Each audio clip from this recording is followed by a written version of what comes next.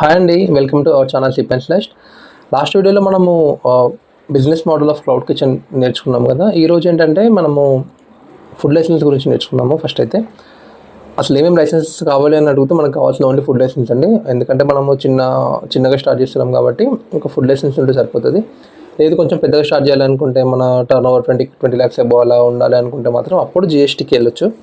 ఇప్పుడైతే only food licence చాలు. కాబట్టి నేను మీకు ఫుడ్ లైసెన్స్కి ఏమేమి కావాలో, ఏ డాక్యుమెంట్స్ కావాలో ఫస్ట్ అవి తెలుసుకుందాము.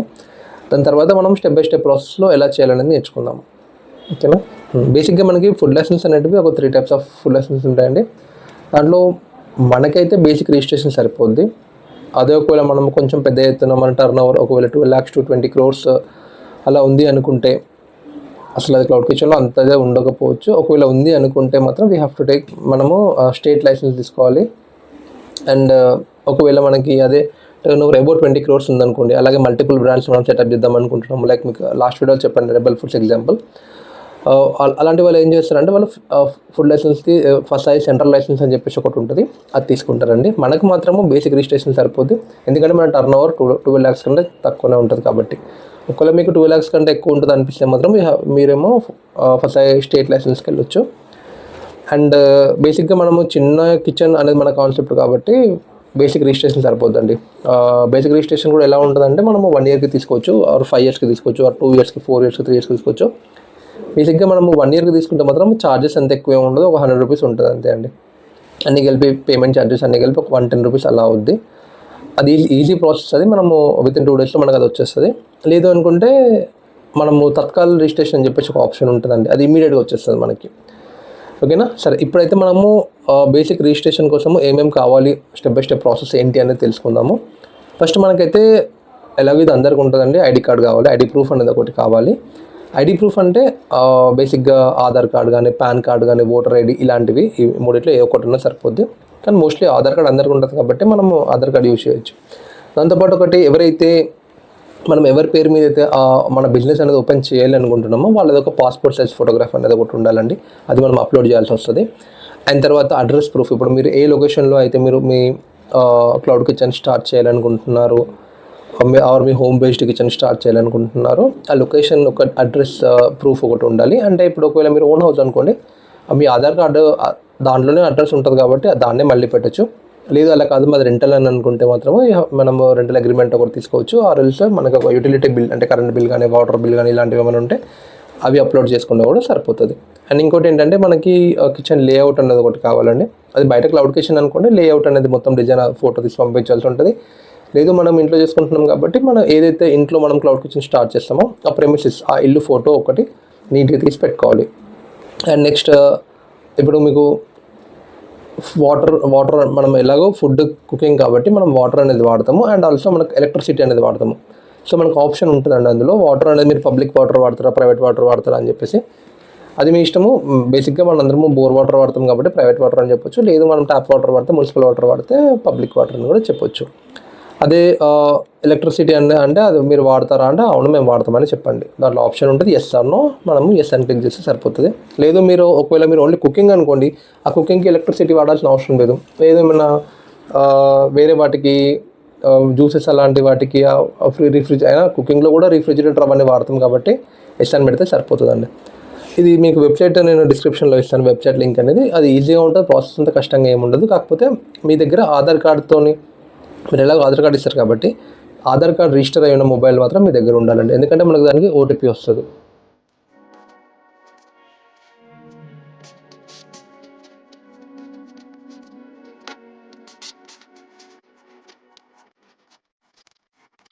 మనకి ఇప్పుడు అప్లికేషన్ ఫామ్లో ఏమేమి ఉంటాయో మన బేసిక్ డీటెయిల్స్ ఫిల్ చేయాల్సి ఉంటుందండి.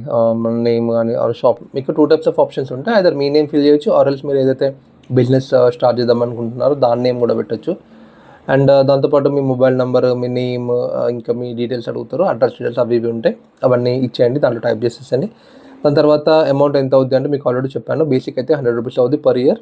లేదు 5 yearsకి ఒకేసారి తీసుకోవచ్చు. మీకు ఈ రెన్యువల్ చేయించుకోవడం ఆ ఇబ్బంది ఎందుకు అనుకుంటే ఒకేసారి 5 years తీసుకుంటే 500 rupees అవుద్ది.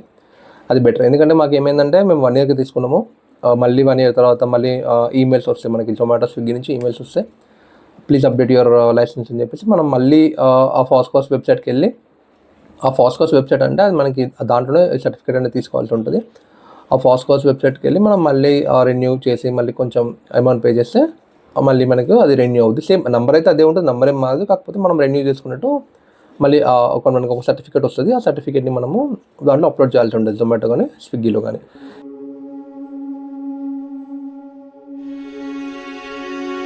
ఇప్పుడు అదే ఒకవేళ మీరు కొంచెం పెద్ద ఎత్తున స్టార్ట్ చేయాలి, 12 lakhs అబౌవ్ అనుకుంటే మాత్రం మీకు ఆల్రెడీ చెప్పాను కదండి, స్టేట్ లైసెన్స్ తీసుకోవాలని చెప్పేసి.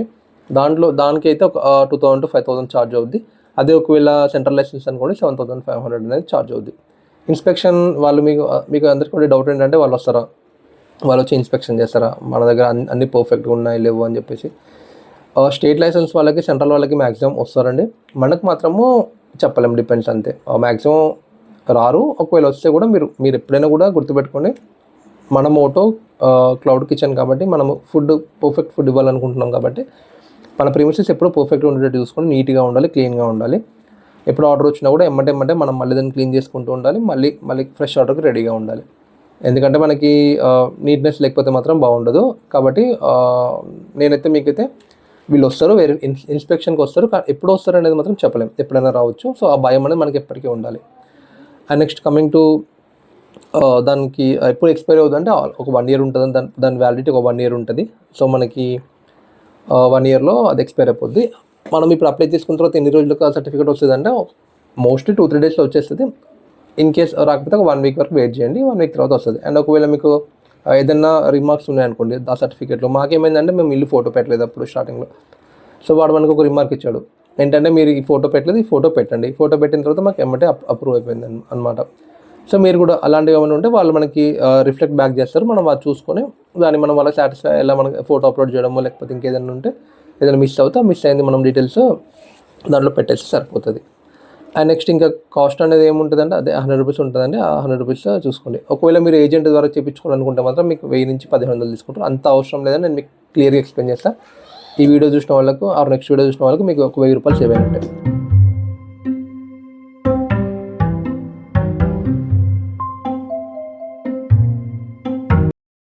అయితే మనకి ఇప్పుడు అసలు ఈ ఫుడ్ లైసెన్స్ అసలు ఈ లైసెన్స్ ఎందుకు, డైరెక్ట్గా జొమాటోకి వెళ్ళి లాగిన్ చేసుకుంటే అయిపోతుంది అవన్నీ అలాంటి డౌట్ ఎవరికైనా ఉంటే నేను చెప్పాల్సింది ఏంటంటే అలా ఉండదని.